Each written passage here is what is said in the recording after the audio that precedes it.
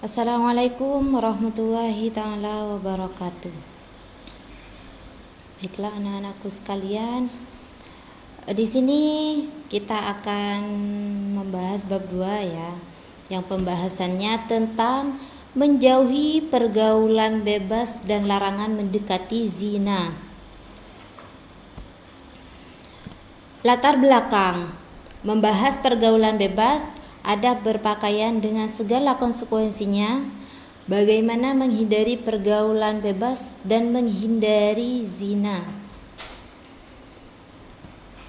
Tentang larangan pergaulan bebas dan perbuatan zina di sini dijelaskan dalam Al-Qur'an surat Al-Isra ayat 32 dan Quran surat An-Nur ayat 2 yang mana berbunyi Bismillahirrahmanirrahim. Wala taqrabuz zina innahu kana fahisyatan wa sa'a sabila. Al-Isra ayat 32 yang artinya, dan janganlah kamu mendekati zina. Zina itu sungguh suatu perbuatan keji dan suatu jalan yang buruk. Nah, di sini kita sudah jelas ya bahwasanya zina itu, mendekati zina itu sudah dilarang oleh Al-Qur'an ya. Nah, jadi kita itu tidak boleh sampai melakukan pergaulan bebas. Nah, karena apa? Karena pergaulan bebas itu adalah salah satu perbuatan yang mendekati zina. Kemudian ayat yang kedua, Bismillahirrahmanirrahim.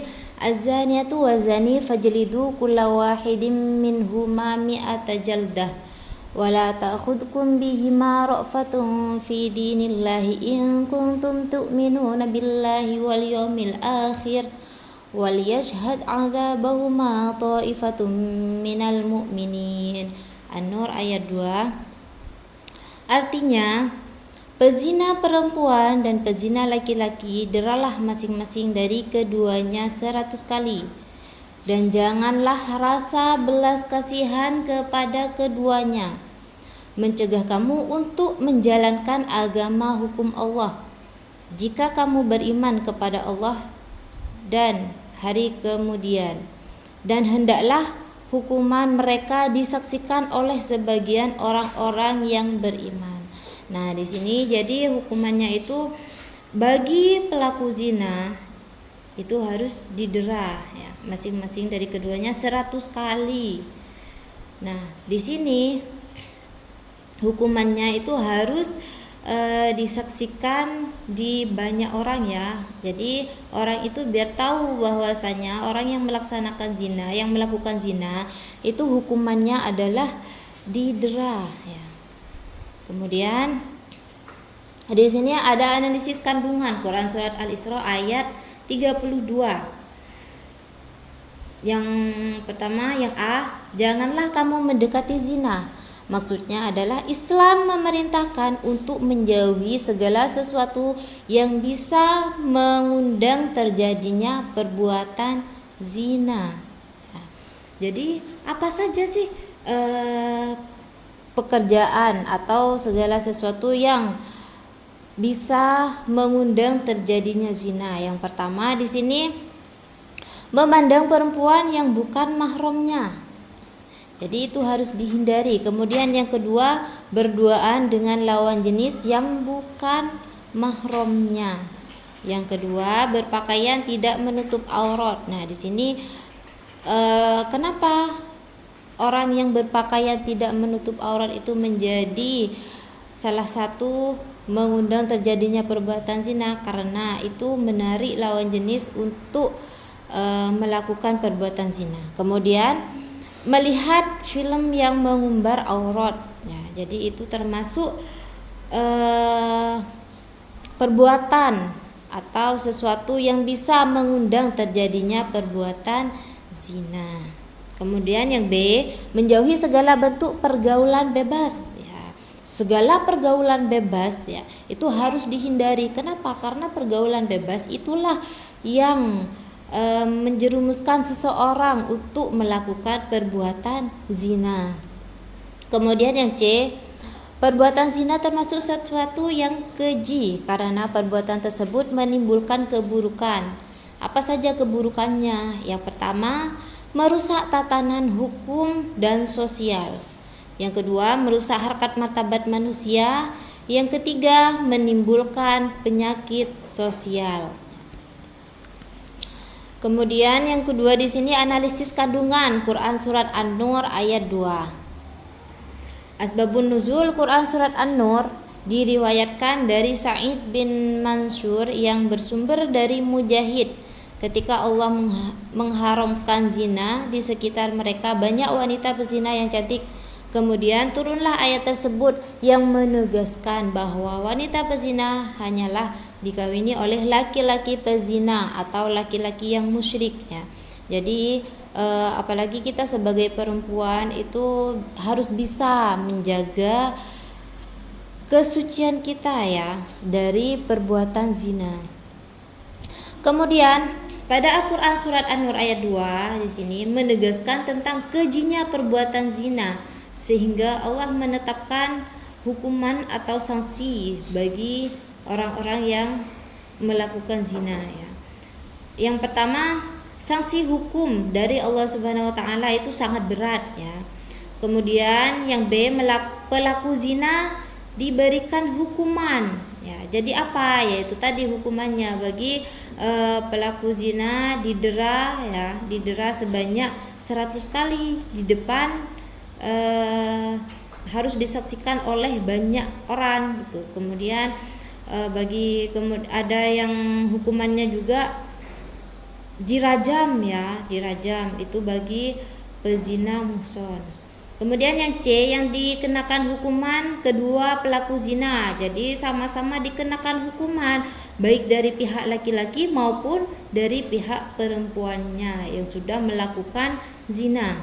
Kemudian yang D, jika pelakunya laki-laki atau perempuan yang belum menikah, maka hukumannya didera 100 kali tanpa belas kasihan. Jadi kalau laki-laki dan perempuannya itu belum pernah menikah ya, maka hukumannya itu didera 100 kali tanpa belas kasihan. Yang E, jika pelakunya laki-laki ataupun perempuan yang sudah menikah, maka hukumannya rajam. Apa itu rajam? Yaitu dilempari batu setengah badan hingga meninggal. Yang F, pelaksanaan hukuman dilakukan di tempat umum ya, yang diketahui banyak orang, agar orang itu tahu ternyata hukuman bagi pelaku zina itu begitu beratnya, seperti itu.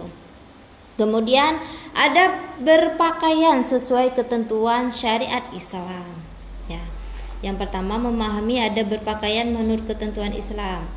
Yang kedua, menghayati adab berpakaian menurut Islam, menerapkan adab berpakaian menurut Islam dan membiasakan adab berpakaian menurut Islam ya. Pengertian pergaulan bebas adalah pergaulan yang tidak mengindahkan norma agama dan norma yang berlaku di daerah setempat. Itu adalah pergaulan bebas.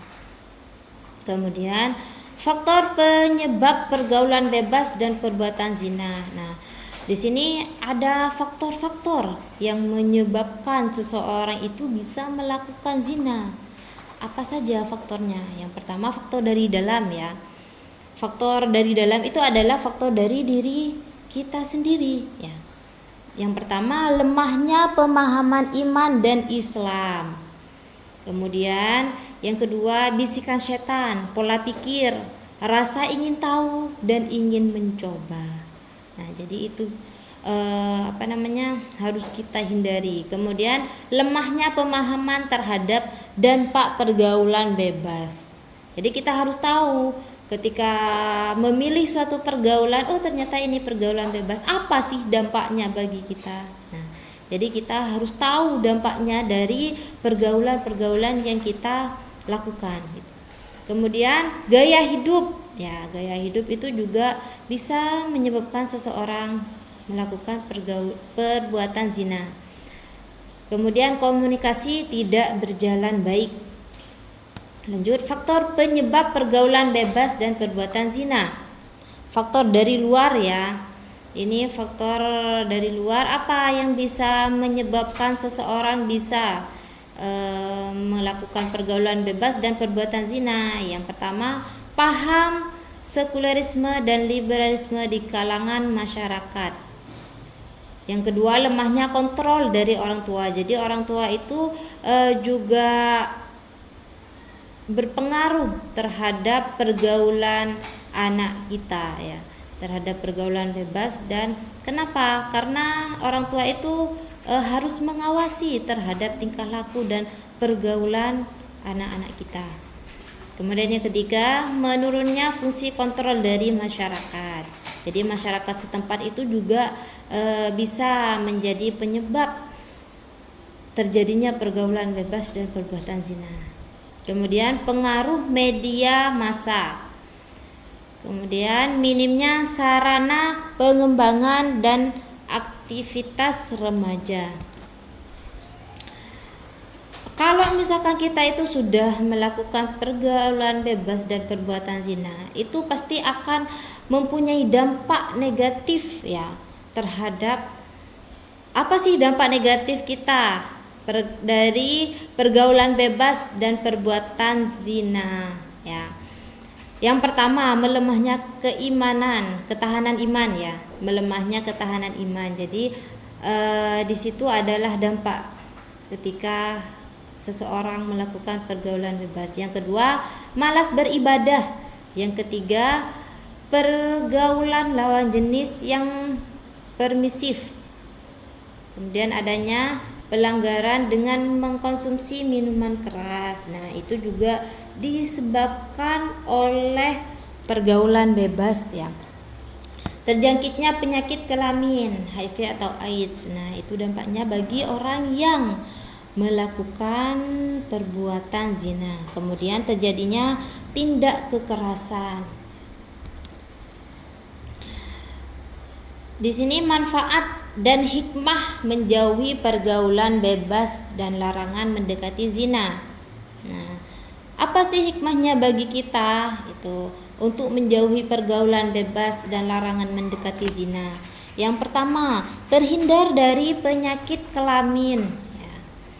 Jadi kemudian yang kedua, terhindar dari perbuatan dosa. Tahu kan kenapa? Karena memang perbuatan zina itu sangat berdosa gitu, dosa. Kemudian terhindar dari penyakit kelamin. Oh, ini sudah. Yang selanjutnya, terjaganya nama baik keluarga. Terhindar dari aib memalukan, jiwa dan raga tetap bersih. Jadi itu adalah manfaat kita ya dari menjauhi pergaulan bebas dan larangan mendekati zina. Demikianlah materi yang kali ini yang kita bahas tentang menjauhi pergaulan bebas dan perbuatan zina. Jadi setelah kita tahu manfaat dan hikmah menjauhi pergaulan bebas dan larangan mendekati zina, semoga kita terhindar dari perbuatan pergaulan bebas dan larangan mendekati zina. Demikian dari saya. Kurang lebihnya saya mohon maaf. Assalamualaikum warahmatullahi taala wabarakatuh.